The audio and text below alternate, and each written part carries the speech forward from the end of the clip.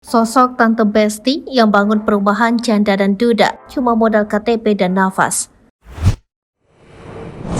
Sosok Tante Besti mendadak menjadi viral di media sosial. Hal itu lantaran dirinya membangun perumahan untuk janda dan duda. Tak hanya itu, cara Tante Besti mempromosikan perumahannya di TikTok terbilang unik. Tante Besti mengajak masyarakat menabung Rp50.000 per hari di kaleng biskuit Kongguan. Tak cukup sampai di situ, Tante Besti viral karena unggahannya yang menawarkan masyarakat bisa membeli rumah hanya bermodal KTP dan nafas. Videonya di akun TikTok @tante_besti bahkan sampai ditonton lebih dari 3 juta kali saat yang ia tengah menunjukkan salah satu area perumahan siap huni di Bekasi.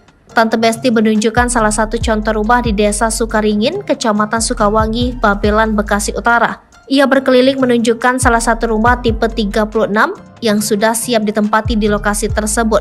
Tante Besti pun sambil live TikTok untuk menunjukkan kepada followersnya contoh rumah mirip klaster yang bisa dibeli hanya bermodalkan KTP dan nafas. Dalam video tersebut, Tante Besti juga menambahkan embel-embel lainnya seperti cuma 50.000 sehari dan nolak DP. Unggahan itu pun menuai ribuan komentar dari para warganet. Tak sedikit yang ingin langsung menghubungi Tante Besti untuk bisa mendapatkan rumah seperti yang ditawarkan dalam video.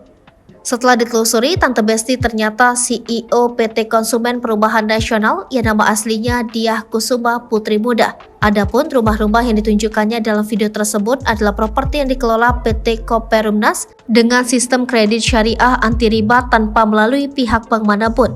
Tante Besti telah berkecimpung di dunia properti ini selama lebih kurang 5 tahun lamanya. Cara-cara promosi yang menarik itu bertujuan untuk mengedukasi masyarakat, terutama mereka yang berpenghasilan rendah, bahwa punya rumah bukanlah hal yang mustahil. Selama berkecimpung di dunia properti, Tante Besti banyak mendengarkan keluhan masyarakat menengah ke bawah.